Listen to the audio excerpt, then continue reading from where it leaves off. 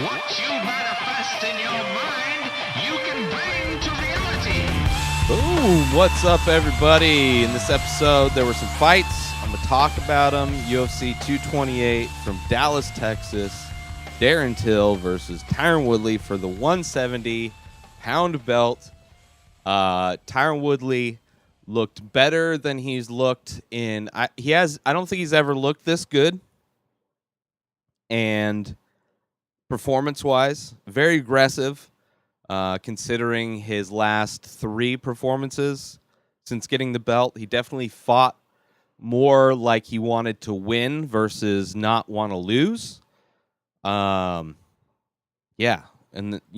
started off Till, a lot of pressure, as was thought. But Woodley looked super nervous. He looked so nervous coming into this fight, taking deep breaths, shaking out his arms. I don't know if that's more of just him hyping himself up, but he looked super nervous before this fight started. And then when it started, he was definitely, you could tell, far more aggressive. I think maybe it was just the game plan going in, throw Darren Till off of his game, tried to go for a takedown, which a lot of people were suspecting that would be where this fight was going to be going. But Till was able to defend well. However, Tyron did get him down and just ground and pounded him out. Not out, ground and pounded him until he was able to get the choke in. Let's see, what was that? Was it a rear naked choke? No, it was Darce choke. That's right. But great win for Woodley. I have been an outspoken Woodley critic. I wouldn't say I respect him. Coming up, he was destroying people. I love watching him fight. Once he got the belt, he started talking about legacy and wanting super fights, and then he got into acting in horrible movies, and it was just such a turnoff from me being a fan of somebody when it's like everybody was trying to get super fights after Conor McGregor came in, and everybody was just basically copying his game plan for trying to get more money. But it's like if you want to, for that division, you have a history to live up to with GSP, and to even consider talking about your legacy, you need to defend the belt, as consistently as GSP did. Even though GSP lost twice, he avenged both of those losses extremely decisively. The only fight he really looked in danger was his last fight against Hendricks, who completely changed. He had one good fight after USADA came around. He had one good fight against Lawler. But so who knows if he was on anything. Didn't really make much weight. He just looked horrible after he lost I think he lost his belt. I forget. Anyway, it doesn't matter.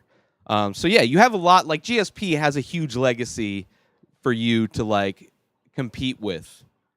So Max Holloway is a champion that I have a lot of respect for. I think a lot of people do, because he was one of the few people, once he got his championship belt at 145, he said he's not going to be like everybody else, made a point to say he wants to defend his belt, and he wants to see if anybody has the balls to even try and take it away from him. That's the kind of mentality I like. Unless there is some kind of interesting rivalry where you can set up a super fight, like the Diaz. You need 2 people to dance to have a super fight. And it's I didn't really care about watching Tyron Woodley. So his attitude had changed a lot. I appreciate it. And regardless, on a long enough time scale, I was going to be a fan of Tyron Woodley, especially if he keeps winning. And, he looked extremely dominant in this fight. Be interesting to see if he fights Covington, how that will look, since Covington is more of a wrestler, not really a stand-up guy. So that may be completely different dynamic for Woodley. But good on Woodley. Darren Till, young as fuck. I think this is his first loss in MMA. So he'll come back. And it was, he was submitted. He wasn't knocked out. And I think he needs to just improve his wrestling. He's supposed to. I think he's really good in jiu-jitsu. I don't know if he has a black belt, but I believe he lived in Brazil for quite a bit of time. But anyway, other fights on the card: Jessica Andrade versus Kovacevic. Andrade one punch knockout, counter punch, just put Kovacevic down. She wasn't really doing much anyway. It was pretty. I mean, it was a quick first round finish, but dominant by Andrade. So it'd be interesting to see. I'd love to see Andrade fight Suarez, who beat Carla Esparza at the end of the prelim card, which Esparza's looked better. She's definitely improved. I used to not be a fan of hers because she was just wrestling, which her stand-up has gotten a lot better. But then she fought Suarez, and Suarez is extremely levels ahead in the wrestling department. So Carla Esparza, with her wrestling being her strong suit, she's done for now. Like, she's never.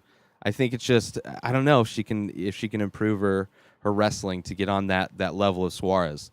So Suarez versus Andrade, I think, would be a great fight, and then see who's the main contender to fight Rose. Because I think Rose wants to take some time off. Then Zabit versus Brandon Davis, got him in a knee bar, crazy knee bar that was similar to one that we saw earlier against Aljamain Sterling versus Cody Stamann. Aljamain looked amazing. Rivera beat John Dodson. Dodson just looked like he gave up. Abdul Razak Al Hassan looked great against Nico Price. Knocked him out early in the first. Let's see here. Sterling, Jeff Neal, Frank Camacho, great fight. Camacho was a tough dude, but pretty outclassed. Darren Stewart versus Charles Byrd. Crazy fight, back and forth. Kind of a come-from-behind win for Stewart. He was getting beat up and was able to catch him with some catch him with a head kick. Let's see, Diego Sanchez. Fucking love Diego Sanchez. Just one of those old-school guys. The very first Ultimate Fighter fought and won just before Forrest and the other dude, Stephan Bonner. And he looked great. Just Diego Sanchez pressure. Got hit with, pretty much put the dude on his back and was ground pounding him the whole time. Caught a couple up kicks, but didn't really phase him too much. He was able to dominate and just put it on him. The only thing I was upset with was the judges. None of them gave it a 10-8 round. I think at least one round 10-8, if not all three 10-8 rounds. But Diego wins it, no problem. Jim Miller, another old school guy, looked amazing against Alex White. Got a rear naked choke after basically, destroying him. Irene Aldana versus Pudilova, another great fight. These are on the Fight Pass prelims. So just great night of fights. I had a lot of fun. Coming up is the first fight in Russia. It's a UFC Fight Night, Hunt versus Oleinik in Moscow, Russia. The main event, Mark Hunt versus Oleinik. I don't know if Mark Hunt's going to win. Clearly, it's going to be by knockout because Oleinik, Ezekiel chokes, crazy dude. I think if Oleinik wins, he's got to get it to the ground to get a submission. But if Hunt's able to keep it on the feet, I think he wins it. So that's my pick. I'm not going to go through the whole card, but I will talk about it next week because I will watch it like every other fight that comes up. But that's it, everybody. Go to my website, inspireddisorder.com. Have a great week. Have a great day. Peace out.